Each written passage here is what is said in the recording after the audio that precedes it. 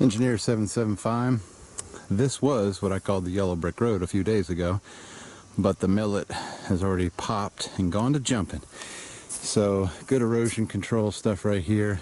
So these come in rolls, 50-foot rolls, and you roll them out and they come with staples, and you put the staples in and you broadcast the seed down before. So this area we get heavy rains, a lot of erosion problems, so it's good to get this stuff in place. What I'm doing here is a bunch of things. It's all kind of backfilled now. I'm working on putting an outdoor wood boiler here. See the pad, I just got that done. And we'll be putting an outdoor wood boiler that's going to feed two homes. There's a home down in the woods and there's a home off to my right. And I've run, let's see, we got close to right at 1,000 feet of 2-inch water line that goes from the tank I'm going to show you on top of the hill down, and we'll feed both homes. And I got these firefighting stations I got to finish. They're all valved off right now, so I'm going up to the top to see how much water we've pumped. But finally got this place. This was like a bomb went off. We got wires, backup wires, sub-feeding buildings, lots of water lines, put in hydrants everywhere. And so, and it's been hot. So I am glad that we're pumping water and pumping water like crazy. So I'll take you up and show you the tank. This sure beats carrying this 2,500 gallon tank. Okay, here I'm at the top of the mountain, top of the hill. The green tank on the left is a project I did a couple years ago, and it's been working great, taking care of a home and everything else they need for water, gardens. And then I just added the 2,500 gallon. That one's 1,050, this is 2,500, so yep, 3,550 of water. Plenty of water. And out of this, both of them are plumbed with 2-inch lines down the hill. I turned this on for the first time this morning. We're right at 1,600 gallons we've pumped. It's 1 o'clock. It's about 1:45, so really about 4 hours. Figuring I can get pretty close to 450 gallons an hour out of that pump. And so she is doing awesome. We've already tested the float switch, which is about 900 feet away. No, it isn't, about 800 feet away. So everything's good. So I'm gonna head out. I also manifolded these tanks together. I got a valve box over on that side where I can use the one pump that's filling this to fill this one, and vice versa. Both of them can work together and turn it on. So right now they're separated, but two different wells, two different solar pumping stations coming from two different directions. But this was the highest point on the property, and we just tied them together. They're roughly, the water levels are roughly the same height, and it really doesn't matter because the float switch is going to control it. So lots of water, lots of firefighting capability, lots of gardening, putting in a drip pipe irrigation system, and just a lot of digging. So we've got everything working extremely well. I'm getting out of here. So I'll be back and I'll show you the wood boiler, I guess, in the next video. We put in over 350 feet of Thermopex, which is a urethane insulated PEX line with a heavy-duty outer corrugated covering. So really well insulated lines that we're going to run to both homes. Well, we've already run them to both homes and stubbed them in. We're going to try some on-demand water heating, instant wood water heating. So I haven't done that before. I'm excited to show you that. For now, we've got so many cool projects to show you. Just so little time, so much to do. A lot of people that are prepping are really getting, I don't know what's going on. I'm just working, but they are just a lot of, I can't get to them fast enough. They just want to get set up. So gotta love the phone. Like I said, another prepper calling. Where's my water? Where's my pump? I'm trying, folks. And so really cool projects. They keep getting better and better. Whole house solar, hydroelectric. And then my mainstay is these solar water pumping projects. Solar to lift and gravity to distribute the water. And there you have it. So I wanted to show you the irrigation setup that we have going. We've got several rolls of drip tape. We have the ability to drain out for the winter to freeze protect. Let's see. What else can I show you? Been putting in these Woodford. I know Simmons makes a lot of them, but I really like the Woodford yard hydrants. Excellent quality. Really like them. So we've got water just about. We got water everywhere. Lots of water. How's that for pressure? There you go. So that works good. More of this. And this is an old cemetery. This is where I I'm just about stepped on that rattlesnake. I'll show you a picture of him. And we just got spigots and things everywhere. All right, I guess that's enough. I'll show you the solar. Here's a timber rattler. He's about 15 foot long. No, he's a pretty good sized timber rattler, but these are my working conditions today. So thankful that somebody saw this and we were able to take care of him. But this is not fun to be working in these conditions. But anyway, now he's about 3 foot long, maybe 3.5. Anyhow, get back to work. Another valve box in a firefighting station. I got to finish plumbing, but it's just about there. Ripped through some propane right here with a trencher. Nothing like a trencher to find where the propane line was. I fixed that. Glad I had the flaring tool for that. That's always fun. And here's our well covered up. And we got 3 285 watt solar panels running a centrifugal pump on this one. That'll pump 8.8 gallons a minute at the head I'm pumping to. And she is doing a beautiful job. Excellent solar spot today. So we're going to get plenty of water. We'll definitely be able to pump 3,000 gallons a day with that array. And the garden situation is expanding for this person, and they want to be able to run gardens both ways. So we've got a manifold installed, which we're about to backfill. That has, let me show you that. That's pretty cool.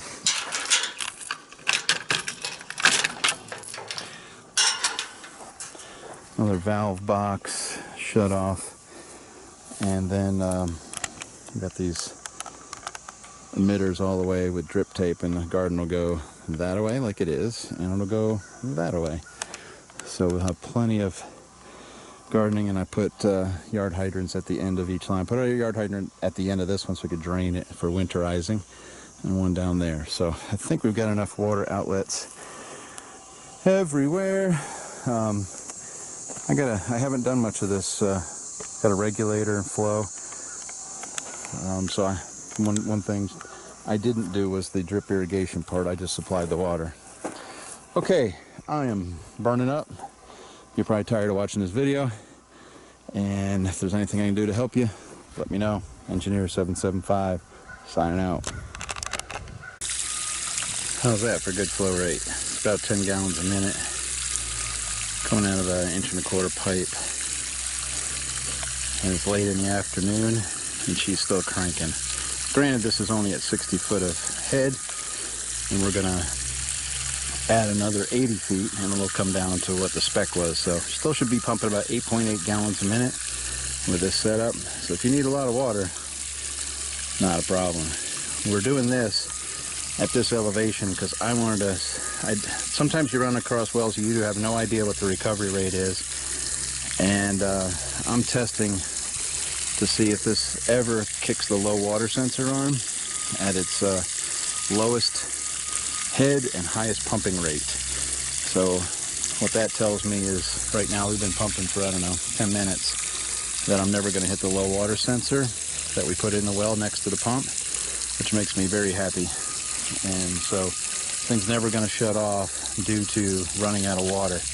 But I wanted to do this test because it's a well's been here a long time, and I have no idea what the recovery rate of the well is, and meaning how many gallons per minute that the well actually produces. So we're running just straight from the top of the well at full bore in full sun, well, almost full sun, and then we're gonna continue and pump way up the mountain. I'll show you that later. Well, I've already showed you that, but so we're doing well. So on the controller, we've just got MPPT, maximum power point tracking, working, pumps on. The low water sensor circuit is down here, and the light would come on, it says well low up in the upper right hand corner. So we're not hitting that, and that makes me really happy, and it'll make the customer happy too. That's just a fail safe. It's not a showstopper if we do hit it. Sometimes, again, as I've done on other wells, use that circuit to still take advantage of a low producing well. But this seems to be a well that's going to give us plenty of water for the irrigation project that is going to happen here. So I'll set the timer on 0, my speed's up full, let her fly. So she's just going to pump and pump. So test successful. Lots of water, and it's late in the afternoon. This would pump even more if we were in full sun.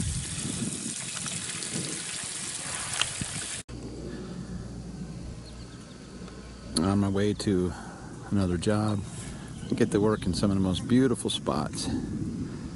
Just baled this hay, looking awesome. All right, get to work. Hey folks, Engineer 775.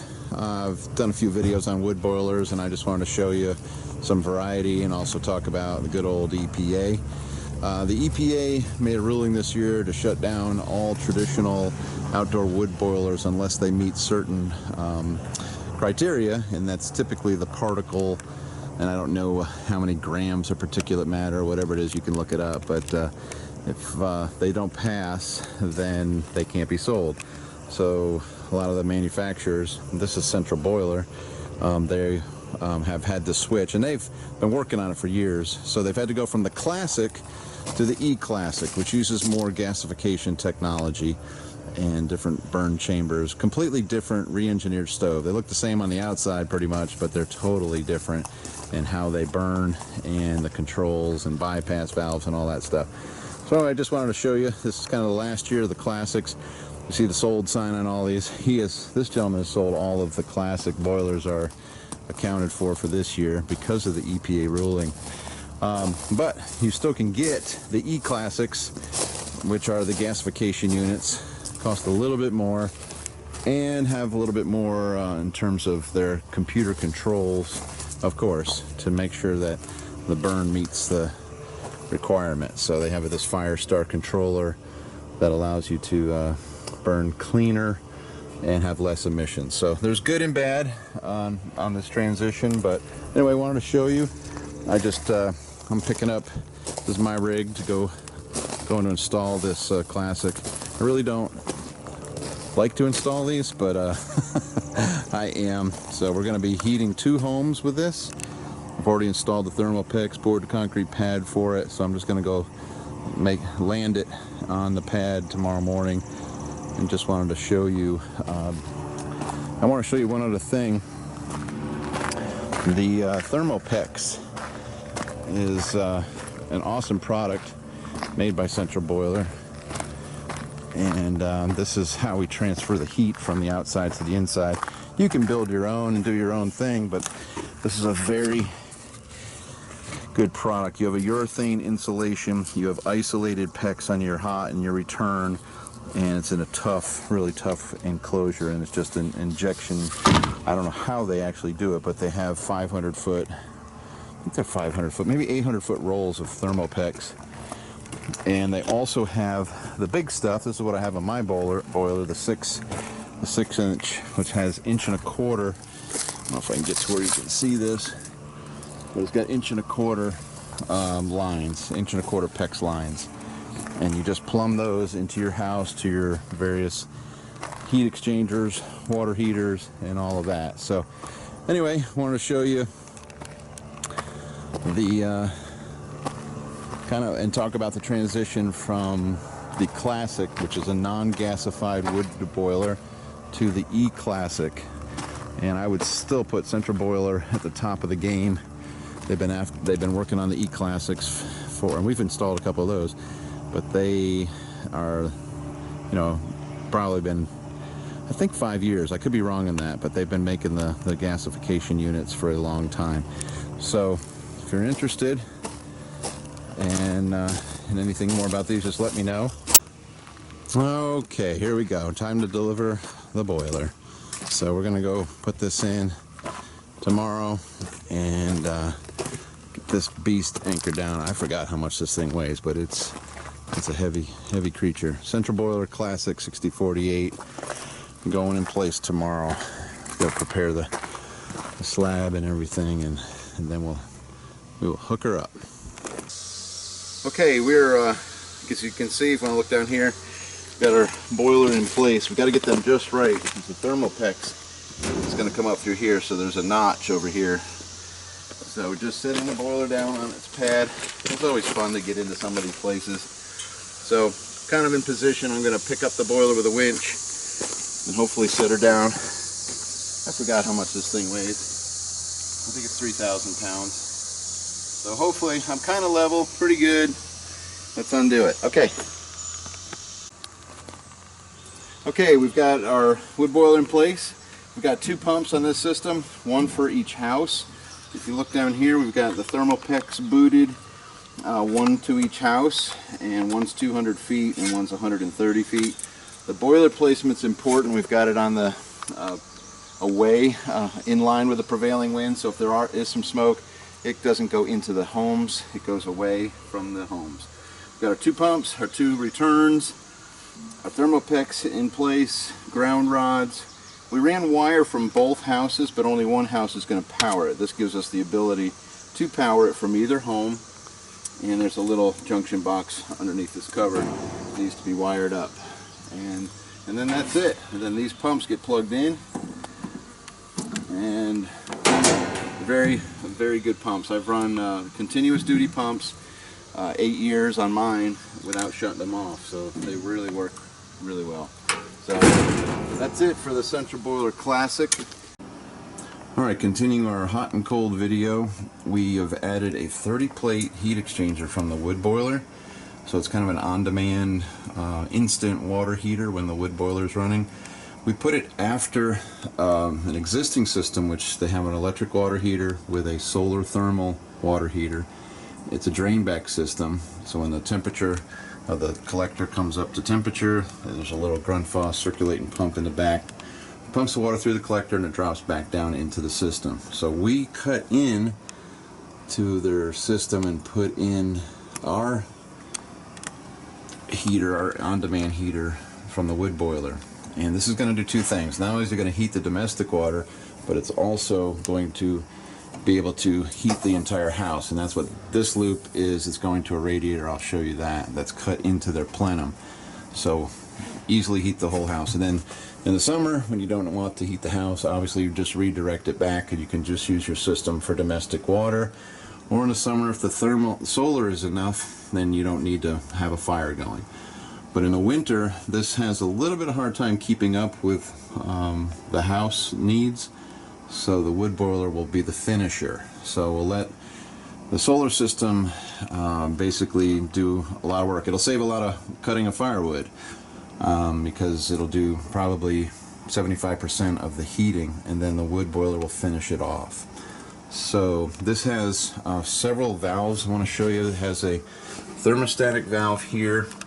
That red valve down there basically protects the boiler. It will not let you to have water unless the temperature is sufficient. It kind of protects the boiler from the huge changes in thermal expansion. The other is the mixing valve, because we have water that's 180 degrees. So we have this Honeywell mixing valve that pulls domestic water from the right and mixes it.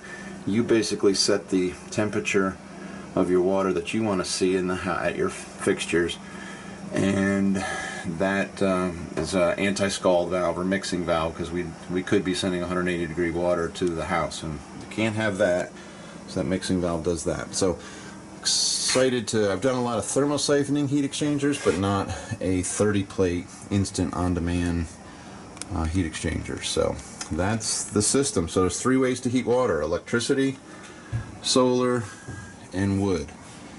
And they're just all in series, and we're going to fire this boiler up here shortly. Okay, boiler startup time. First fire, get the fire going here, and I'm going to check for leaks, because until the temperature is up, we're at 77 degrees here, so until the temperature is up, yeah, we're not pumping any hot water. So I'm going to bring this thing up to temperature, start working it, making sure we got checking for any leaks at all the joints in both houses. All right, house number 2. We've got a bypass 3-way valve here, and the thermostatic valve on both homes is here. So that's the boiler protector, and this is your seasonal adjustment with your 3-way valve. So you can put the heat into this plenum or bypass it. Right now it's going into the plenum. I'm going to put it on bypass, and we're good. So that's all you have to do to change from heat to no heat. Pretty easy check, pretty easy change. Okay, show you upstairs. And sometimes it's hard to fit these radiators in a place. You could tell this is a drop-down ceiling, but we needed to put this radiator in, so we had to take out and make a transition from the existing plenum and then back into the plenum. The other thing that's kind of cool is using the relay in this Honeywell, which I got to finish. We put this thermocouple on the line. What this is allowing us to do is use the existing thermostat for the furnace in this house, so we don't have to run another set of, just don't have to get into the walls and run another thermostat. So what happens if the temperature of the boiler goes down, and it'll automatically allow the heat pump to, or propane furnace in this case, to turn on. So it's just a neat way not to have dual thermostats, which you see in a lot of wood boiler systems. It's kind of a pain. So came up with a way to do it with one thermostat. You just set the temperature. The homeowner just sets the temperature, and it doesn't matter if it's propane or wood making the heat. It just works nicely. So, all right. Now, again, the boiler's heating. We're doing this for 2 homes, so we're going to show you the second home and a little different variation on this. Okay, here's the top end of house number 2, and we're doing a on-demand 30-plate heat exchanger as a preheater. So before the hot water coming out of the wood boiler is going into the cold side of the water heater. We just put in a new one, wired that up, that's good. And then we have a mixing valve, again, to take the domestic water, mix it with the hot water. That is about at 170 degrees right now. So don't touch any of this, kids, because you will burn yourself badly. So anyway, this stuff can all be insulated and wrapped, but it's hard to see what's going on. So, because this room's going to get very warm. Good thing it has a door. But we can improve efficiencies and everything, just pipe insulation, insulate that heat exchanger. Anything you can do helps, just saves on wood, but it's working fantastic. So anyway, it takes a little while sometimes to bleed the air. We're about 15 feet below the boiler, and we finally got the air out of the system, and it's all good. All right, so again, let us know if we can help you get your hot or cold water off the grid. Engineer 775, sign out. Okay, the last thing we're testing on our hot and cold setup is our firefighting station. This is with no pump, just 2-inch lines, and we could hook a pump easily to it. We need another hose. We're not quite long enough, but oh yeah, let's let her fly. Let's see. All right, we're putting water on the roof. That's awesome. Longer hose we could dump. We got 3,500 gallons to dump on this house. We're a long ways away from a fire department, so this would really, really help. Let's try not to get it in the porch or water in the crepe myrtles. All right, let's try her on the wash with the truck. Is it pretty stout? Gonna pull the paint off. Oh man. That's a, man, you're gonna put a dent in it. Give it a little more fog, would you? It's scaring me. There, we're gonna flood. There's some water for you. All right, that's the end of our hot and cold video, or maybe this is a separate video. So this is all gravity and using solar to lift and gravity to bring it down the hill with a 2-inch line. It's not as good as a fire truck, but it got here 30 minutes before any fire truck can reach this place. So why not fight your own fires? Awesome. I like it. Got a nice little fogger. Simple. 2-inch hose. We're going to put some quick disconnects, some cam locks. I'm going to get my camera shorted out here, and I'm getting home. But nice. I like it. 3,500 gallons of water. It makes a great car wash, too.